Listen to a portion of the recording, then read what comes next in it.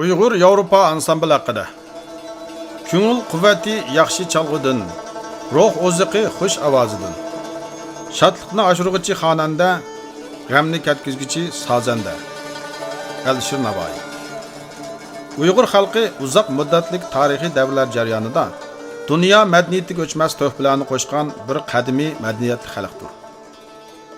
Uyg'ur san'ati va tili Markaziy Osiyo osmonidagi chaqnab turgan cho'lpon bo'lsa, Uyg'ur 13 kun muqomi dunyo madaniyat xazinasidagi hech o'xshashini topqilib bo'lmaydigan yagona, ham musiqidan olgan musiqa madaniyati hadis bo'lib qolmasdan balki Uyg'ur xalqining dunyo naqsh musiq san'atiga qo'shgan buyuk bir to'pisidir.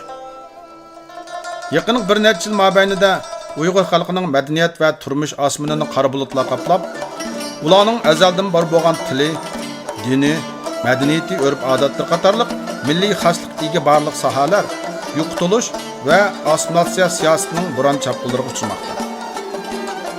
Shundan bir qadamda millionlagan begunoh Uyg'ur munavvar o'g'il qizlari o'zlarining milliy g'ururi, milliy vijdoni, o'z millatiga bo'lgan sevgisi, milliy mas'uliyati ham diniy e'tiqodi tufayli yo'qolan bano sabablar bilan jazo lagerlari qamilib zulm chekmoqda va radikal siyosatning qurbonlariga aylanmoqda.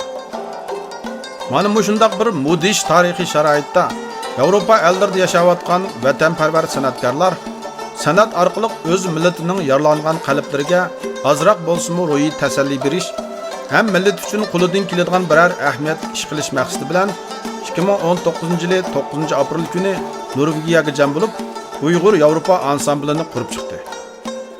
Mazkur ansamblning qurilishi navbatdagi Uyg'ur diasporasining tarixiy taqozosi ham Uyg'ur madaniyat san'atining chet ellarda bo'lsa-mu o'zining soplig'ini saqlab qolish va erkin shaklda dunyo xalqiga tashviq qilib ko'z tutishini besilgan muhim qadamlarning biri bo'lib hisoblanadi.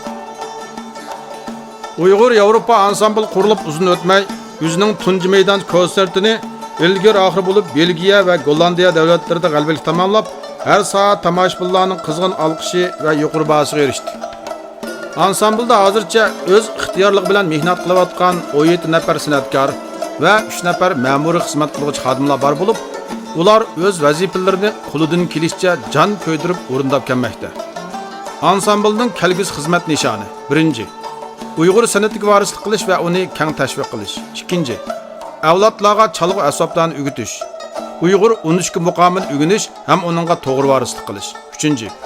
Uyg'ur san'atini, kulturini tunishtirish, barliq demokratik ellar bilan o'zaro hamkorlashib, madaniyat almashtirish orqali Uyg'ur millatining dunyo millatlari ichidagi bir tinchlik suyar, demokratiyani, erkinlikni suyadigan, kishilik huquqqa hurmat qiladigan, do'stona, zamonaviy madaniyatni yaxshi ko'radigan qadimiy ilg'or millat ekanligidan iborat bu haqiqatni san'at vositasi orqali jahon ahliga tashviq qilib tunishtirishdan iboratdir.